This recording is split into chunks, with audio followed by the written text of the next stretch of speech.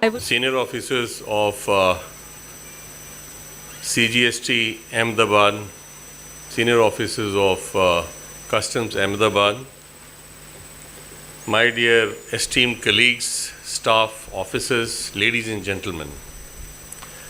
Madam Seema Arora, Chief Commissioner, Ahmedabad, had attended the program which was launched by the Honorable Prime Minister of India. Mr. Ajay Ubale is indisposed because he got some cold and cough, so he has excused himself. So I take upon myself this responsibility of inaugurating this program, Azadi Ka Amrit Mahotsav, 75 years of independence. 75 years of independence shall commence on the 15th of August 2022. You all must be wondering why today. ये programme आज शुरू करने के पीछे मंशा ये है कि आज़ादी के 75 वर्षों से पहले जो 75 सप्ताह हैं उनको उस दिन से शुरुआत किया जाए सेलिब्रेशन के मोड पे। आप लोग जो खड़े हैं कृपया यहाँ आ जाइए, जगह खाली है, यहाँ बैठ जाइए। उस प्रोग्राम को एक ऐसा प्रारूप है कि ऐसा स्वरूप दिया जाना चाहिए जिसमें सब लोग उन महान आत्माओं को, उन महान देशभक्तों को याद कर सकें जिन्होंने इस देश की आज़ादी के लिए अपना तन, मन, धन, प्राण भी अपने प्राण न्यौछावर किए। और आज का दिन 12 मार्च 1930, जिस समय राष्ट्रपिता महात्मा गांधी जी ने दांडी मार्च शुरू की, नमक आंदोलन की शुरुआत की, उस समय देशभक्ति की एक ऐसी ललाट उन्होंने इस देश के प्रत्येक नागरिक में पैदा करने की कोशिश की, जिसे हम आज इस महोत्सव को शुरुआत करके मनाने जा रहे हैं।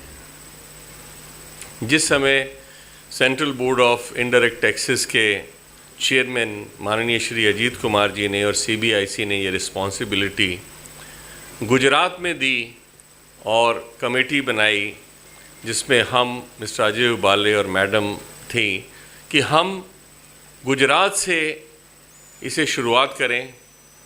साबरमती आश्रम से चलते हुए जब दांडी मार्च हो तो शुरुआत अहमदाबाद जोन से होती है और अंत वडोदरा जोन में होता है जो सूरत कमिश्नरेट में आती है। इस सैंक्टिटी को समझते हुए हमें ये सेलिब्रेशन का मौका दिया गया कि जो हम एक्टिविटीज़ यहाँ करने जा रहे हैं, जो एक्टिविटीज़ आप लोग यहाँ करेंगे, उनको रेप्लिकेट किया जाएगा देश भर में। जिस समय हम आज़ादी के 75 वर्ष मनाने की शुरुआत कर रहे हैं तो हम अपने विभाग को उस विभाग के रूप में देखते हैं जो सेंट्रल एक्साइजेज एंड सॉल्ट एक्ट 1944 के रूप में अंग्रेज़ी हुकूमत के तहत काम करता था। उस समय जब नमक पर टैक्स लगाया गया तो सौभाग्यवश या असौभाग्यवश हमारा यही विभाग था जिस समय नमक के ऊपर टैक्स कलेक्ट करने का जिम्मा हमें मौजूद था। लेकिन इस पूरे आंदोलन में महात्मा गांधी जी ने एक ऐसी अलग जगाई, पूरे गुजरात में दांडी मार्च के दौरान एक ऐसी उन्होंने ललाट पैदा की पूरे देश के लोगों में जो क्रांति की मशाल बन के पूरे देश में चली। गुजरात की इस धरती में ऐसे ऐसे महान नेताओं को जन्म दिया जिन्होंने इस पूरी स्वतंत्रता के संग्राम को महानतम योगदान देते हुए सफल बनाया। चाहे वो दादा भाई नौरोजी हों, राष्ट्रपिता महात्मा गांधी हों, कस्तूरबा गांधी हों, सरदार वल्लभ भाई पटेल हों, विट्ठल भाई पटेल हों, न जाने कितने जाने अनजाने चेहरे इस आज़ादी के आंदोलन में जुड़ते रहे। इस आज़ादी के आंदोलन में न केवल देश के आम नागरिक ने पार्टिसिपेट किया, बल्कि जंगलों में रहने वाले आदिवासियों ने भी इस क्रांति की मशाल को आगे बढ़ाया। जब माननीय प्रधानमंत्री जी ने 75 वर्ष की इस संग्राम को, इस स्वर्णिम युग को याद करते हुए जब ये प्रोग्राम को बनाने की शुरुआत की और मिनिस्ट्री ऑफ कल्चर को ये दायित्व दिया गया, तो मंशा ये थी कि वो जो 5 पिलर इस पूरे सेलिब्रेशन के हैं, जिसमें हिस्टोरिकली उस एफर्ट्स को समझना जो पूरे के पूरे इस स्वतंत्रता संग्राम में रहे, उनके आइडियाज़ को समझना, उनके रिजॉल्व को समझना और हमें आने वाले दिनों में किस प्रकार से अपने देश को आगे ले जाना है, इन सब चीज़ों को सोचना होगा। हमारा विभाग जो 15 अगस्त 1947 में मात्र कुछ 100 करोड़ रेवेन्यू इकट्ठा करता था, आज लगभग 7 लाख करोड़, अगर मिला लिया जाए तो लगभग 1 लाख करोड़ की एवरेज से 12 लाख करोड़ के आसपास हमारा जो विभाग ये कलेक्ट करता है। इस पूरी योगदान की कथा अगर हम 75 वर्षों में सुने या समझने की कोशिश करें, ये वही विभाग है जो इस देश की रीढ़ की हड्डी की तरह काम करता है। चाहे ये अस्पतालों के खर्चे हों, हेल्थ इंफ्रास्ट्रक्चर हो, एग्रीकल्चर हो, रोड्स हों, शिप्स हों, एयरक्राफ्ट्स हों, बिना टैक्सेस के देश नहीं चल सकता है।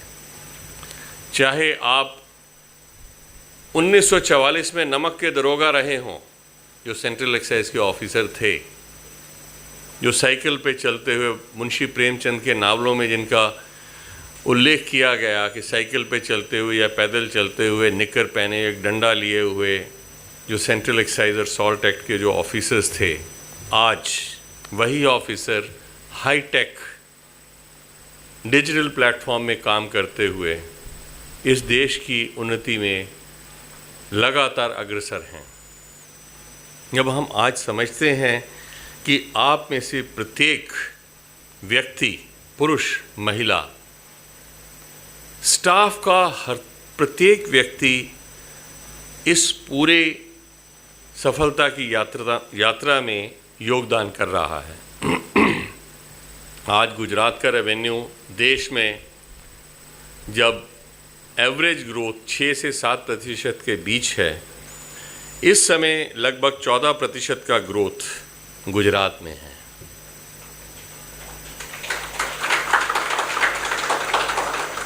कल की जो वीडियो कॉन्फ्रेंस हुई उसमें बताया गया कि वडोदरा जोन का रेवेन्यू लगभग 25% अधिक रहा पिछले साल के इसी महीने की तुलना में, और लगभग 13.6% अहमदाबाद का रहा। तो ये पूरा देश गुजरात की तरफ देखता है, हमारे अधिकारियों की तरफ देखता है, हमारे ऑफिसर्स की तरफ देखता है कि क्या ऐसी खास बात है कि गुजरात में रेवेन्यू इतनी बॉयंसी क्यों शो कर रहा है, जब इंडस्ट्रियल एक्टिविटी पूरे लगभग देश में ऐसी है। कारण आप लोग हैं, आप लोगों की मेहनत है, आप लोगों की ईमानदारी है, आप लोगों की सशक्तता है, जिसमें आप ऑनेस्ट टैक्स पेयर्स को ऑनर कर रहे हैं और जो लोग कर चोरी कर रहे हैं उन्हें आप पकड़ रहे हैं। चाहे हमारे जोन हों, हमारे डिविजनल ऑफिसेस हों, चाहे कमिश्नरेट्स हों, चाहे जोन्स हों, हर लेवल पे बेहतरीन कार्य किया जा रहा है। आज मुझे ये खुशी महसूस हो रही है कि हमारे विभाग के जो DGGI के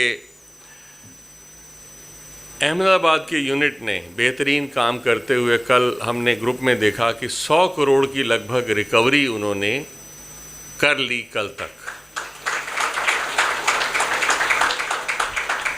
और ये रिकवरी साल की नहीं है, ये 7 नवंबर के उस स्पेशल प्रोग्राम, उस नई इनिशिएटिव के तहत है जिसमें हमें फेक इनवॉइसेस को पकड़ना था। लगभग 436 GSTNs फेक पाए गए और लगभग 1500 करोड़ की कर चोरी को पकड़ा गया। इसी प्रकार से अहमदाबाद जोन ने बेहतरीन कार्य करते हुए एक से एक बड़े केसेस बुक किए। गांधीनगर कमिश्नरेट ने लगभग 720 करोड़ का कर अपवंचना का भी केस बुक किया। जब हमने लगभग 1150 करोड़ की इवेजन का केस DGGI को कहा कि साहब हमारे जुरिसडिक्शन में तो लगभग 150 करोड़ है, बाकी आपके पास है, तो DGGI ने कहा कि साहब ये तो अहमदाबाद जोन को दें। तो उस समय DGGI mister Vivek Prasad took upon the responsibility on himself और लगातार एक के बाद एक केसेस को करते हुए उन्होंने इस लार्ज स्केल में इवेजन को पकड़ा, रिकवरी की। कभी भी एक अकेले व्यक्ति इतने बड़े विभाग को नहीं संभाल सकता, नहीं चला सकता। ये सब आप लोगों की मेहनत है। आप ही लोगों के लोग डिविजन्स में, कमिश्नरेट्स में, DGGI में, DRI में बेहतरीन काम करते हैं। जिस समय आज हम 75 साल अपनी आज़ादी के मना रहे हैं, तो इस 75 साल में हमने क्या खोया, क्या पाया, हमारे विभाग की दिशा क्या होनी चाहिए, दशा क्या होनी चाहिए, ये सोचना होगा। एक समय था जब फिज़िकल कंट्रोल में रहते हुए हर गेट पास के ऊपर साइन होता था, मोहर लगती थी, निकालते थे। फिर सेल्फ अप्रेजल सिस्टम शुरू हुआ, सेल्फ असेसमेंट शुरू हुई, फिर मॉडवेट आया, फिर सेनवेट आया, सेनवेट के बाद mother of all reform GST आया। इतने बड़े देश में 130 करोड़ के देशों में जब ये GST का रिफॉर्म आ रहा था, उस समय मैं राष्ट्रपति जी का निजी सचिव था, प्रणब मुखर्जी साहब का निजी सचिव था। मैंने इस पूरे रिफॉर्म को परत दर परत खुलते हुए, पार्लियामेंट में प्रेजेंट होते हुए, कॉन्स्टिट्यूशनल अमेंडमेंट होते हुए, एक्ट बनते हुए, रूल बनते हुए बड़े करीब से देखा। और हर बार अमेंडमेंट को बिल इंट्रोडक्शन से लेके एसेंट तक अपने हाथ से जब ये करवाया, तो वो दिन 1 जुलाई 2017 को रात को 12 बजे, 30 जून और 1 जुलाई के बीच का वो दिन, मैं पार्लियामेंट के सेंट्रल हॉल में राष्ट्रपति जी को साथ में लाके उस इवेंट का दर्शक था, जहां पे सारे पार्लियामेंटेरियन, विजिटर्स, मेजर इंडस्ट्रियलिस्ट वहां मौजूद थे।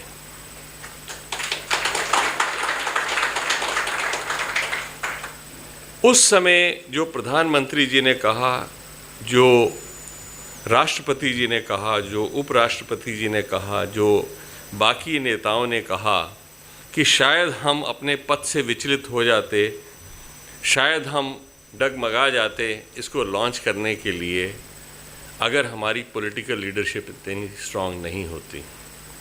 और जब ये GST लॉन्च हुआ तो सबसे बड़ी रिस्पॉन्सिबिलिटी हमारे विभाग पर थी। लॉन्च होने से पहले तक जितने थे सभी अफसर यही कहा करते थे कि साहब IAS ऑफिसर्स इसको चला रहे हैं, वो चला पाएंगे, नहीं चला पाएंगे, होगा नहीं होगा।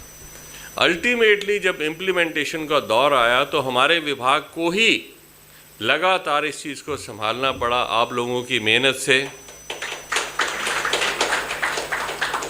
लगन से आपने ट्रेडर्स को, इंडस्ट्रियलिस्ट को, सर्विस सेक्टर के लोगों को एजुकेट किया, वेबिनार्स किए, हैंड होल्डिंग की, ऑनलाइन प्रोग्राम्स किए। तो पॉलिटिकल लीडरशिप ने समझा कि कितना अहम विभाग हमारा ये है। लोग कहते थे कि साहब ब्राज़ील में जीएसटी रिफॉर्म आया, पलट दिया गया, फिर दोबारा शुरू हुआ। मलेशिया में आया, पलट दिया गया, फिर शुरू हुआ। कनाडा में 20 बार परिवर्तन आए, लेकिन हिंदुस्तान, इस पे मैंने आज सुबह जब प्रेस की रिकॉर्डिंग हो रही थी तो मैंने उनको भी ये सुनाया था, यूनान और मिस्र रोम सब मिट गए जहाँ से, लेकिन अभी है बाकी नामो निशान हमारा। कुछ बात तो है हम में कि मिटती नहीं है हस्ती, सदियों रहा है दुश्मन दौरे ज़मां हमारा। कुछ ऐसी बात इस हिंदुस्तान में है, हमारे इतिहास में है, हमारे लोगों में है, हमारे प्रदेश में है, जिसकी वजह से आज हमारा वजूद दुनिया में सबसे आगे है। हमें यहाँ रुकना नहीं है, हमें इस देश को आगे लेके जाना है। हमें इस देश की उस गरिमा को दोबारा पुनः प्रतिस्थापित करना है जिसे सोने की चिड़िया कहते थे। यहाँ पे आने से पहले हम प्रधानमंत्री जी के भाषण को सुन रहे थे। उनके एक एक शब्द के अंदर एक वो डेडिकेशन, एक वो कमिटमेंट थी। उनका ये कहना है कि अगर मैं 24 घंटे में 20 घंटे काम कर सकता हूँ तो आप भी, प्रत्येक लोगों में इतनी क्षमता है कि एटलीस्ट 12 घंटे तो काम कर सकते हैं। ऐसा नहीं है कि आप लोगों ने काम नहीं किया। गुजरात एक ऐसा स्टेट था जिसने लगभग 8,000 से ज़्यादा रिफ़ंड क्लेम कोरोना टाइम्स में घर से रहते हुए प्रोसेस किए, सैंक्शन किए। 1,000 करोड़ के रिफंड्स आपने सैंक्शन किए। जो रुका हुआ पैसा था वो रोल ओवर होके आया, और आज जो रेवेन्यू की ग्रोथ वो देख रहे हैं, जिस समय अगर हमने ये सब ना किया होता तो शायद इतनी रेवेन्यू की ग्रोथ नहीं होती। इससे मुझे दुष्यंत कुमार की कुछ पंक्तियां याद आती हैं।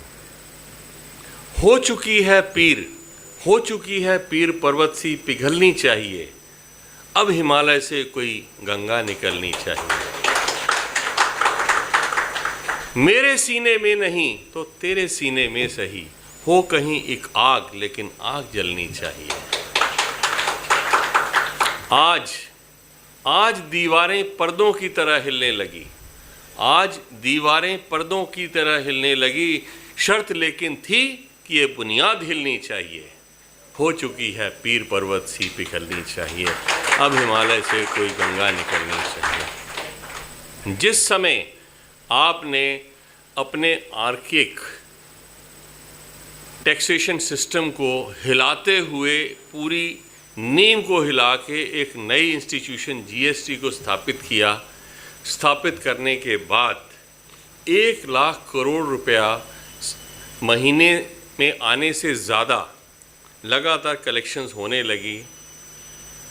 इस महीने लगभग 1,30,000 करोड़ की कलेक्शन की उम्मीद है।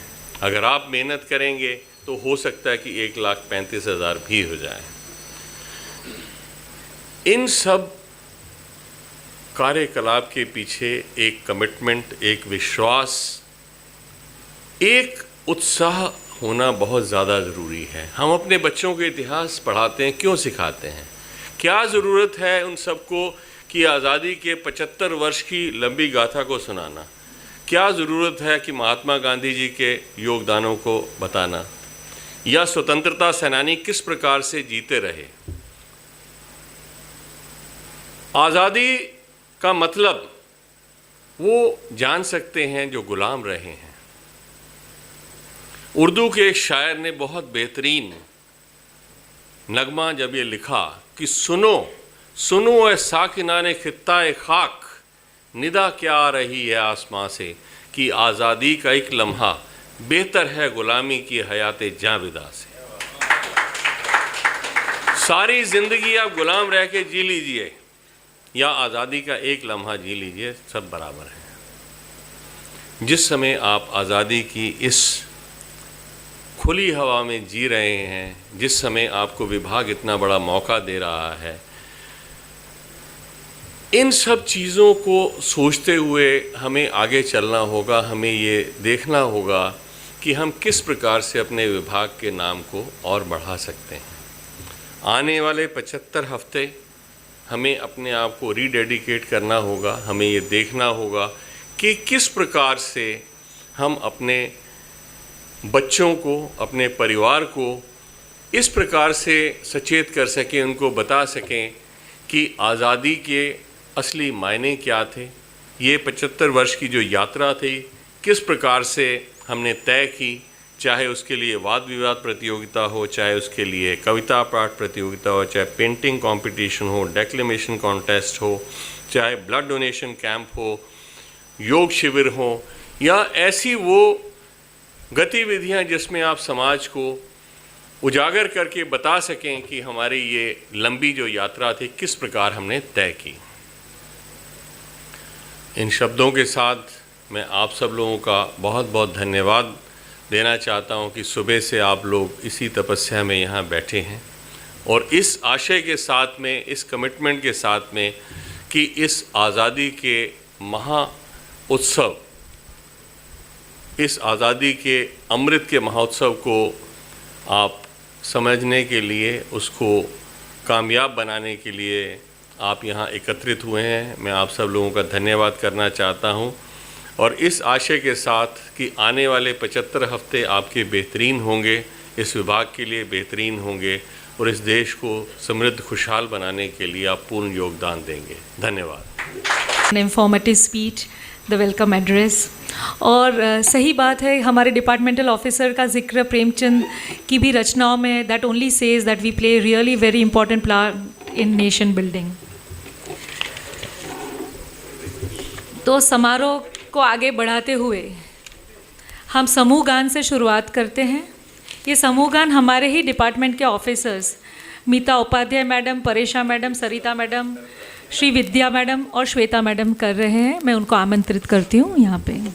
खड़ग बिना ढाल, साबरमती के संत तूने कर दिया कमाल, दे दी हमें आजादी बिना खड़ग बिना ढाल, साबरमती के संत तूने कर दिया कमाल।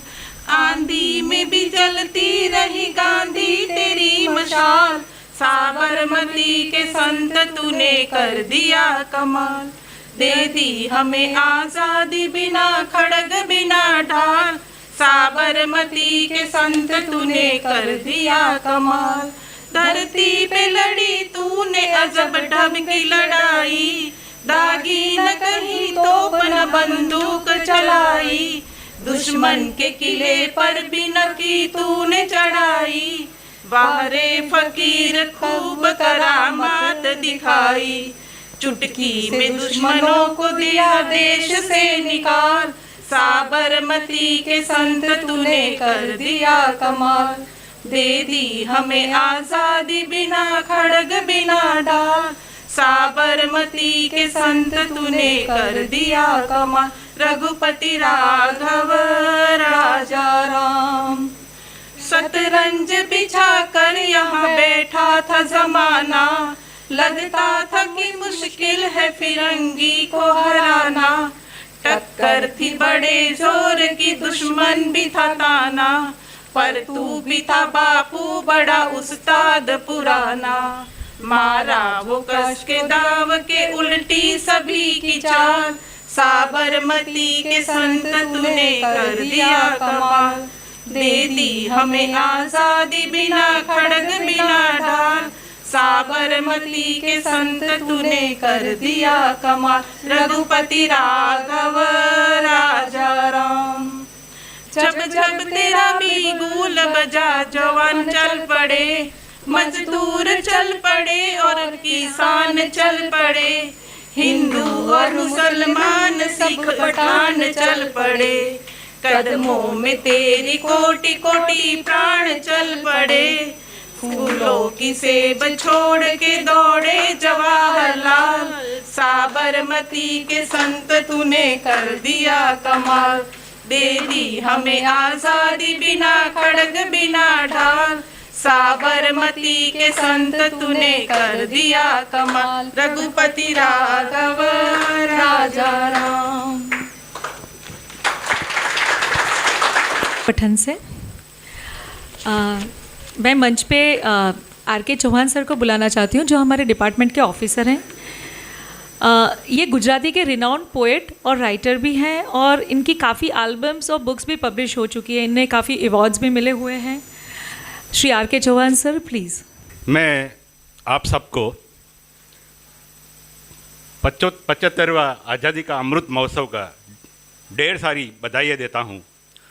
और जैसे कहा गया है कि मैं गुजराती का बहुत रिनाउंड पोएट हूँ, मगर कुछ समय मिलता है तो हिंदी में भी लिख लेता हूँ। और जो हिंदी में लिखा है वो शेर से मेरी एक शुरुआत करता हूँ कि इसी जगह इसी दिन तो हुआ था, कि इसी जगह इसी दिन तो हुआ था ये ऐलान, अंधेरे हार गए, जिंदाबाद हिंदुस्तान, जिंदाबाद हिंदुस्तान। अब एक अपने आज़ादी पे एक काव्य रचना सुनाता हूँ कि आओ चले उस दौर में हम, कि आओ चले उस दौर में हम जब क्रांति का आगाज़ हुआ, कि आओ चले उस दौर में हम जब क्रांति का आगाज़ हुआ। डरकर जीना छोड़ा हमने, डरकर जीना छोड़ा हमने, नए भारत का निर्माण हुआ। आओ चले उस दौर में हम जब क्रांति का आगाज़ हुआ। था गौरव का शासन हम पर, कि था गौरव का शासन हम पर, हर शख्स यहाँ लाचार हुआ। बेघर राजा और रंक हुए, हर एक पे अत्याचार हुआ। आओ चले उस दौर में हम जब क्रांति का आगाज़ हुआ। कुछ मतवालों ने जब देखा, ये मतवाले अगर नहीं मिलते ना तो ये 75 ईयर का जो हम महोत्सव मना रहे हैं ना, वो मुझे नहीं लगता कि हम मना सकते हैं। और मैं तो चाहता हूँ कि आगे वाली हमारी जो पीढ़ी, आज से 50 साल के बाद जब हमारी पीढ़ी आएगी, तब ये हमको ब्लेम करके नहीं जाए कि इससे अच्छा तो आज़ादी से पहले वाले थे जो आज़ादी दिलवा के गए थे, और ये जो बीच वाली पीढ़ी थी वो कुछ करके नहीं गए हमारे लिए। वो धब्बा हमको नहीं लगे, ये भी देखना हमारी जिम्मेदारी है और हम करके रहेंगे। आगे है कि कुछ मतवालों ने जब देखा, हाय भारत कैसे बेहाल हुआ, कि कुछ मतवालों ने जब देखा, हाय भारत कैसे बेहाल हुआ। भड़क उठी ज्वाला तन की, आरंभ महासंग्राम हुआ। आओ चले उस दौर में हम जब क्रांति का आगाज हुआ। आगे का बंद है कि आज़ादी के जंग ए सफ़र का, कि आज़ादी के जंग ए सफ़र का कुछ ऐसा परिणाम हुआ। कुछ भी करोगे आप, अगर जंग शुरू की तो उसका परिणाम तो मिलना ही मिलना है, और दिल से अगर जंग में चले जाते हैं तो उसका परिणाम पॉजिटिव ही मिलना है। जैसे हमारे साहब ने, अशोक मेहता साहब ने बाखूबी बताया कि हमारे डिपार्टमेंट जाबाज ऑफिसरों ने 100 करोड़ से 1000 करोड़, 1000 करोड़ से 500 करोड़ और वहाँ से 1 लाख करोड़ तक आज रेवेन्यू को ला के हम हमारे राष्ट्र में जो हमारा प्रदान देते हैं बहुत तारीफ़ है, काबिल है। ऐसे जब कुछ परिणाम लाने की ठान के हम काम चालू करते हैं तब ये रिजल्ट मिलता है। आज़ादी के जंग सफ़र का कुछ ऐसा परिणाम हुआ, लहू लुहान हुई धरती और भीषण नरसंहार हुआ। आज़ाद हिंदुस्तान बना, सपना सबका साकार हुआ। उन वीरों के संघर्ष से ही भारत एक गुलिस्तान बना। आओ उस चले उस दौर में हम जब क्रांति का आगाज़ हुआ। अब इसका लास्ट बंद है जिसमें पूरा निचोड़ा आ जाता है कि रक्त बहा झरझर उनका, कि रक्त बहा झरझर उनका जो वीर गति को प्राप्त हुआ। ए मेरे वतन के रखवालो, कि ए मेरे वतन के रखवालो, तुम्ही से ये देश महान हुआ, तुम्ही से ये देश महान हुआ। आओ चले उस दौर में हम जब क्रांति का आगाज हुआ। डर कर जीना छोड़ा हमने, नए भारत का निर्माण हुआ, नए भारत का निर्माण हुआ। Thank you. अब हमारे डिपार्टमेंट के एक दूसरे ऑफिसर हैं, विकास गुप्ता जी। अभी आज़ादी के मतवालों की बात कही तो आज़ादी के मतवालों के लिए एक शेर अर्ज करना चाहूँगा कि लिख रहा हूँ मैं अंजाम, जिसका कल आगाज आएगा, लिख रहा हूँ मैं अंजाम, जिसका कल आगाज आएगा। मेरे लहू का हर एक कतरा इनकलाब लाएगा। मैं रहूँ या ना रहूँ, ये वादा है तुमसे मेरा कि मेरे बाद वतन पर मरने वालों का सैलाब आएगा। अब आज़ादी के मतवालों पर एक कविता सिर्फ मैं पाठ कर रहा हूँ, क्योंकि ये मेरी स्वरचित नहीं है। आज़ादी के मतवाले हंसकर फंदे पर झूल गए, बोलो उन वीर सपूतों को हम कैसे भूल गए। मंगल पांडे ने देखो आज़ादी का बिगुल बजाया था, टोली संग अपनी अंग्रेज़ों को खूब मज़ा चखाया था। रानी लक्ष्मीबाई ने समर में अंग्रेज़ों के छक्के छुड़ा दिए, अपनी तलवार से न जाने कितने दुश्मन मिटा दिए। आज़ादी की परिभाषा चंद्रशेखर आज़ाद सिखा गए, अल्फ्रेड पार्क में न जाने दुश्मन की कितनी लाशें बिछा गए। उधम सिंह सबको स्वाभिमान से रहना सिखा गए, जालियांवाले का ले बदला डायर को मजा चखा गए। भगत सिंह, सुखदेव, राजगुरु के भी अंदाज निराले थे, ये सब वीर सपूत भारत माता के सच्चे दीवाने थे। अशफाकुल्ला खान, राजनारायण मिश्र आज़ादी की राह दिखा गए, कर आहूत अपने प्राण वो भी शान से तिरंगा फहरा गए। मोहम्मद इकबाल इस देश की शान से शौर्य गाथा गा गए, सारे जहां से अच्छा हिंदुस्तान हमारा ये सबको बता गए। ये देश प्रणाम उन वीर सपूतों को करता है, जो आज़ादी दिला गए उनको नमन यह देश करता है। धन्यवाद। इट वॉज अब एक और ऑफिसर हैं श्री आशुतोष जी, उनको बुलाना चाहूँगी। आज जिस दिन महात्मा गांधी ने सबसे बड़े आंदोलन की शुरुआत की थी, यूँ तो कहें गांधी जी तो पहले भी आ चुके थे, मगर जिस आज का दिन 12 मार्च जिसके लिए आज हम लोग यहाँ एकत्रित हुए हैं, उस दिन की कुछ अलग ही अहमियत है। आज से 24-25 दिन बाद जब महात्मा गांधी जी दांडी पहुँचे तो उन्होंने नमक कानून को तोड़कर अंग्रेज़ों की जड़ें तक हिला दी। ये आज़ादी का पर्व जो मुझे जाके 1947 में मिला, वो आज से ही स्टार्ट हो गया था। गांधी जी के विचार जो हम सबके लिए इतनी अहमियत रखते हैं, वो सबसे इम्पोर्टेंट है। 2022 में जब हम 75वीं अपनी सालगिरह मनाएंगे आज़ादी की, सर ने भी वैसा ही बताया कि उन विचारों को हमें अपने अंदर लाना होगा। सभी ऑफिसर हो, स्टाफ हो या कोई भी अन्य जितने भी लोग हैं, सभी लोगों को वो अधिकार अपने विचारों को अपने अंदर लगाना होगा, जिससे हम गांधी जी के विचारों पर आगे चल के अपने आगे की समृद्ध आत्मनिर्भर भारत को बना सकें। इसी बात से मैं आज़ादी की जो 75वीं वर्षगांठ होगी 2022 में, उसकी शुभकामनाएं देता हूँ, आज के दिन की शुभकामनाएं देता हूँ। धन्यवाद। लिखी हुई कविता है और नित प्रति इस कविता से मुझे प्रेरणा मिलती है, क्योंकि आज़ादी ही नहीं, नित प्रति में भी आपको कभी हतोत्साहित हो जाते हैं तो कुछ ऐसी कविताएं होती हैं जो आपको बल, आपको ऊर्जा प्रदान करती हैं।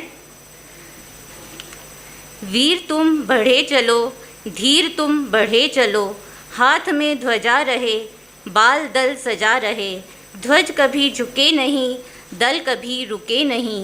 वीर तुम बढ़े चलो, धीर तुम बढ़े चलो, सामने पहाड़ हो, सिंह की दहाड़ हो, तुम निडर डरो नहीं, तुम निडर डटो वहीं। वीर तुम बढ़े चलो, धीर तुम बढ़े चलो, प्रात हो कि रात हो, संग हो ना साथ हो, सूर्य से बढ़े चलो, चंद्र से बढ़े चलो। वीर तुम बढ़े चलो, धीर तुम बढ़े चलो। एक ध्वज लिए हुए, एक प्रण किए हुए, मातृभूमि के लिए, पितृभूमि के लिए। वीर तुम बढ़े चलो, धीर तुम बढ़े चलो। अन्न भूमि में भरा, वारी भूमि में भरा, यत्न कर निकाल लो, रत्न भर निकाल लो। वीर तुम बढ़े चलो, धीर तुम बढ़े चलो। वंदे मातरम। मैडम की सारे ही ऑफिसर्स, चौहान सर, विकास गुप्ता जी, आशुतोष जी, अनुपमा मैडम, सभी के लिए एक जोरदार तालियां।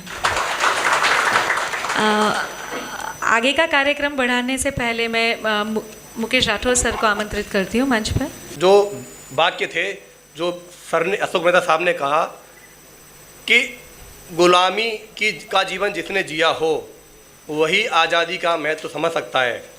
आज परम आदरणीय अशोक मेहता साहब ने जो ऊर्जा, जो तरंगे हमारे अंदर संचारित की, मैं उसको अपने अंदर महसूस कर सकता हूं। और मैं आप लोगों से भी कहूँगा कि आप उनको महसूस करो। ऐसे नहीं है, आप लोग होंगे, अगर कम से कम आपकी ऊर्जा वो हमें दिखनी चाहिए, यहाँ तक आनी चाहिए, उसका प्रभाव हमारे चारों तरफ दिखना चाहिए। इसीलिए मैं आप सभी लोगों को बोलूँगा, भारत माता की। तो जैसा कि सर ने बताया, आज से 2 साल पहले लाल किले की प्राचीर से 2019 में माननीय प्रधानमंत्री महोदय जी ने कहा था कि हम 2022 में अपने 75 साल आज़ादी के पूरे करने जा रहे हैं। इसके क्या मायने हैं, हमें ये जानना चाहिए कि आज़ादी हमें कैसे मिली, उसके मूल्य क्या रहे, संघर्ष कितना बड़ा रहा, त्याग और बलिदान कितना बड़ा रहा। हम आज मोबाइल की दुनिया में जीते हैं, अपने समय को ख़राब करते हैं, आते हैं जाते हैं। हमें आखिर उस जो आधार है हमारे जीवन का, वो हमें कैसे मिला, उन मूल्यों को हम कैसे समझ सकते हैं, हमें आज उस पर गौर करना चाहिए। आज ऑनरेबल पीएम साहब ने कहा कि हमारी पीढ़ी को उस संघर्ष को जानना जरूरी है, इसीलिए ये 75 साल मनाए जा रहे हैं। और आगे के जो 25 साल हैं, 2047 तक हमें ये डिसाइड करना है कि हम उन उद्देश्यों को पूरा कैसे करेंगे। तो इसी सारी बातों को ध्यान में रखते हुए, इस सारी चर्चा को ध्यान में रखते हुए हमने एक प्रोग्राम अपना डिजाइन किया है। सर ने हमें मोटिवेट किया उस प्रोग्राम के लिए। हम एक छोटा सा क्विज प्रोग्राम रखने जा रहे हैं। उसमें आपसे आज़ादी से जुड़े हमारे जितने भी नायक हैं, महानायक हैं, योद्धा हैं, उन्होंने जो संघर्ष किया, जो काम किया, उनका जो योगदान है, हम उनसे जुड़े हुए सवाल आपसे पूछेंगे। और उद्देश्य ये रहेगा कि आज की पीढ़ी क्या वास्तव में उन मूल्यों को, उन संघर्षों को, उन जीवन व्यथाओं को जो कि उन्होंने सही जानती है कि नहीं। तो सबसे पहले मेरा परम आदरणीय श्री अशोक मेहता साहब से अनुरोध है कि जो पहला क्वेश्चन है आज हमारा क्विज का, वो सर पूछेंगे। उसके बाद शुक्ला मैडम कार्यक्रम को आगे बढ़ाएंगी और आप सभी लोगों को धर्मराज सिंह जी प्राइज भी अभी लेकर आए हुए हैं और इसमें तुरंत आपको प्राइज मिलेगा, तो आप लोग इसको एंजॉय करें। धन्यवाद। मैं उन सभी के प्रति अपना आभार व्यक्त करता हूं और विशेष रूप से आदरणीय प्रिंसिपल चीफ कमिश्नर साहब मेहता जी का, जिन्होंने यहाँ आकर इस गौरवशाली दिन का जो हमारी योजनाएं हैं अगले 75 हफ्तों तक उनकी रूपरेखा तैयार की, हमारी हौसला अफजाई की और हमें प्रेरित किया अपने संदेश से। देखिए, ये जो समारोह है, ये अमृत महोत्सव, इसका बहुत महत्व है जो हम सभी को अंदर से महसूस करना पड़ेगा। आज हम जिस समय से गुजर रहे हैं, पिछला 1 वर्ष, जो हमारे लिए शायद किसी आज़ादी के लिए संघर्ष से कम दर्दनाक नहीं रहा, पेनफुल, ट्रॉमेटिक, और जिसे कहा गया है, डार्विन ने कहा था सर्वाइवल ऑफ द फिटेस्ट। तो फिट रह के इस माहौल में सरवाइव करने का भी संघर्ष रहा और जिसमें हम सभी लोगों ने अपनी अपनी तरफ से योगदान दिया। वो योगदान ये था कि हमने एक सोशल डिस्टेंसिंग के नॉर्म्स को फॉलो किया, हमने मास्क लगाए, हमने साफ़ सफाई की, अपने आसपास के परिवेश को स्वच्छ रखा। तो क्या है ये कि एक निरंतर संघर्ष है जो मानवता के विकास की पूरी रूपरेखा को अपने अंदर समाहित किए हुए है। इस संघर्ष के दौरान हमारे आदरणीय प्रधानमंत्री जी का जो ये महोत्सव है, ये हमसे कुछ विशेष उम्मीद रखता है। वो ये है कि हमें अपने ऊपर गर्व करना है और हम गर्व तब करेंगे जब हम अपने गौरवशाली अतीत को जानें, हम उसे समझें, क्योंकि कभी कभी लगता है कि शायद हम वही भूल गए हैं। ये वो देश है जिसके लिए जयशंकर प्रसाद ने कहा था कि अरुण यह मधुमय देश हमारा, जहाँ पहुँच अनजान क्षितिज को मिलता एक सहारा। ये यहाँ पर तो कितनी सभ्यताओं से लोग आए, कहाँ कहाँ से लोग आए, कितने विचार आए, सब हमने अपने अंदर समाहित किए। और उसके बाद जो प्रोडक्ट निकला है, जिसे पूरी दुनिया, जिसके सामने पूरी दुनिया सर झुकाती है, तो यकीन रखें विचारों के स्तर पर हमें एक बेहतर प्रोडक्ट पेश करना है। हम लोग टैक्स ऑफिसर्स हैं, उससे ज़्यादा कहीं हम एक व्यक्ति हैं जो इस समाज का हिस्सा है, पूरे देश का हिस्सा है। हमें अपने ऊपर गर्व होना चाहिए। और जहाँ तक स्ट्रेट टर्म्स में बात किया जाए तो आपके कार्यों, आपकी उपलब्धियों, आपके द्वारा किए गए काम, ये सभी आदरणीय मेहता साहब ने रेखांकित किया और हम सभी को भी वो पता है। और हमारे सामने समय समय पे हम, आप लोग खुद और हम लोग मिलके उन चीज़ों को, अपने जो भी लक्ष्य हैं उनको पाने के लिए अग्रसर रहते हैं। मगर उम्मीद इस वक्त यही की जा रही है कि हम व्यक्तिशः हमारा जो अपना योगदान है इस पूरे समाज को बनाने में, वो 100%। અવનવી માહિતી મેળવવા અમારી ચેનલને સબસ્ક્રાઇબ કરો અને બાજુમાં આપેલ બેલ આઇકન પર ક્લિક કરો।